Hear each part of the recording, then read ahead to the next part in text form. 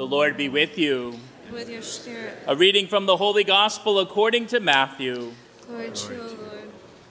Jesus proposed another parable to the crowd, saying, "The kingdom of heaven may be likened to a man who sowed good seed in his field. While everyone was asleep, his enemy came and sowed weeds all through the wheat, and then went off. When the crop grew and bore fruit, the weeds appeared as well. The slaves of the householder came to him and said, 'Master, did you not sow good seed in your field? Where have all the weeds come from?' He answered, 'An enemy has done this.' His slave said to him, 'Do you want us to go and pull them up?' He replied, 'No. If you pull up the weeds, you might uproot the wheat along with them. Let them grow together until harvest. Then at harvest time, I will say to the harvesters, first collect the weeds and tie them in bundles for burning, but gather the wheat into my barn.'" The Gospel of the Lord.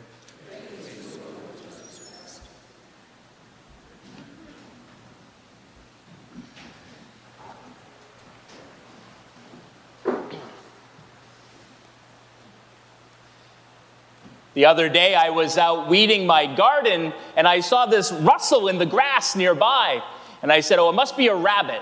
I have hundreds and hundreds of rabbits in my backyard. In fact, very rarely do I ever go out there and not see a rabbit eating my grass. I saw the rustle again, and on closer inspection, it wasn't a rabbit at all. It was this good-sized turtle that was crawling across my lawn. I don't know where this turtle came from. I've never seen a turtle there before. My current theory is that even the turtles are sick of all the rain we're having in New Hampshire, so they're trying to escape. Though at the glacial pace it was going, it's going to take quite a few months to get to Massachusetts. I couldn't help but think of course, the story of the tortoise and the hare. The rabbit is always running everywhere, running across. The rabbits are fast, but the tortoise is so slow. And yet we know from the story that sometimes slow and steady wins the race. A tortoise is not known for its speed. One day, a tortoise was mugged by 3 snails. He was out in the street. The snails got him, and they took everything the tortoise had. They picked his pockets. They even took the shell off his back. Over 8 hours, it took everything. When the police arrived and asked the tortoise what had occurred, he said, "I don't know, it happened so fast." The tortoise teaches us, though, that slow and steady wins the race. That's what we often think is the lesson of that story, though originally the story is also a warning against overconfidence, the overconfidence of the hare, the rabbit, who thinks it's so fast, thinks it's going to obviously win the race, and then takes a nap and lets the tortoise goes by. In our reading today from the Book of Wisdom, we hear the line, "God rebukes temerity." I read that this week and I said, okay, God rebukes temerity. And being like a hare, I just kind of sped through the rest of the reading. And then I realized I have no idea what temerity means. And so I went back and looked it up. And it turns out that temerity means overconfidence, an excessive confidence or boldness. And of course, it's good to have some confidence and boldness, especially when it comes to the things of God. When we place all our trust in God, we should have lots of confidence in life. But not an overconfidence, not so much trust in your own abilities, your own way of seeing things, that you never question yourself, that you never question your motivations, that you just go and do whatever you want to do and not realize that maybe you're causing more harm than you are causing good. That's kind of the lesson, too, that Jesus tries to teach us in the parable of the weeds and the wheat. You don't just rip everything up because you start seeing weeds there. No, it's not easy sometimes to tell the difference between the weeds and the wheat, especially at first. And so you have to give things time to develop, to grow. Anything of value takes time to grow and develop. And if you just start ripping everything up, you're not going to give anything a chance. We get so impatient in life sometimes. And this is all good for us to realize when we try to figure out the ways of God. Sometimes we say, God, why don't you hurry up and do something? We see this evil in the world. God, why don't you fix it? God, we want God to act. God, why are you so like a tortoise sometimes? You're so slow. We hares down here are getting impatient. not realizing that it's the impatience that often causes the problems.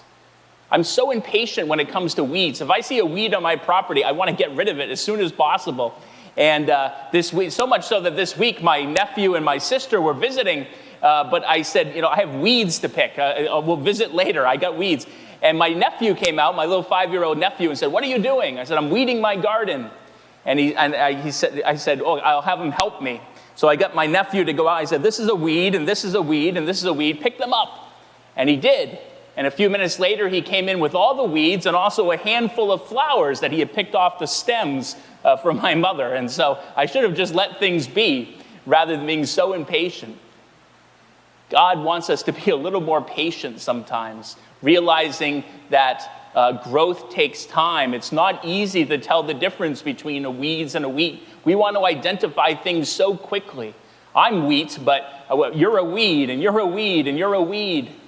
We forget sometimes the wise man who said, you know what, the line between the weeds and the wheat, the line between good and evil, doesn't run between this person and that person, or this group and that group. The line between good and evil runs right through the heart of every person. There's a lot of weeds and wheat mixed together in there. And so it takes time, it takes patience, it takes slowly giving things over to God so that he can identify the weeds and start taking them up, and the great growth can happen.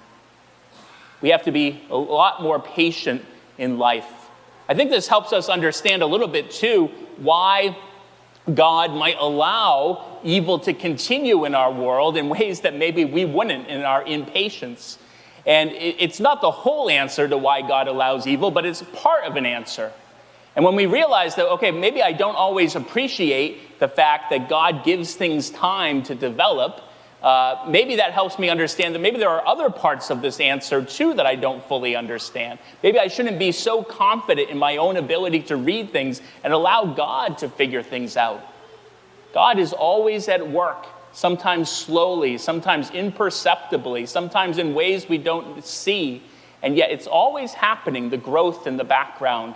And if we just trust in the master gardener to do his work, something beautiful can be created. God wants us to be a little more patient sometimes with ourselves and with others. Sometimes we don't see things the way we want to see them. It takes time, even in life, as we get older, sometimes we gain that type of wisdom. As we get older, we become more like the tortoise. We slow down a little bit in life, maybe because we have to, but also we gain a little bit of wisdom, hopefully. We've seen enough in life that we say, okay, actually things take time to develop. That's why grandparents are often more patient with children than parents are, because by that point you've seen enough to know that, okay, it takes time. Children need to grow. And of course, you can also get rid of the kids after a long day if they're causing trouble. It's a lot like being an uncle. It's very nice. Send them home. Today is the World Day of a prayer for grandparents and the elderly. We acknowledge that wisdom. We need so much of that wisdom. We need a lot less of the temerity, the overconfidence of the hare in our world today, and a lot more of the wisdom of the tortoise that says, okay, let's take time and allow things to develop. Yes, we can take care of problems. Yes, we can fix things. Yes, we can heal things. But the more we do it slowly, the more we do it deliberately, like the tortoise, just moving forward in faithful service, faithful love, just moving forward in life, the better off we're going to be. The tortoise has such wisdom. One time, a tortoise once challenged a hare, "Hey, I'll race you home."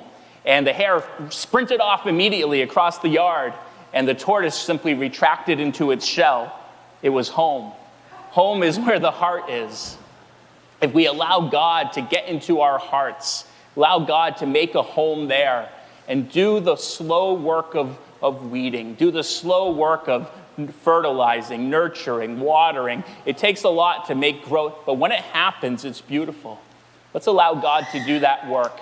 Let's not be so impatient with ourselves or with others. Let's allow God, trust everything to him, knowing that it's God who causes the growth.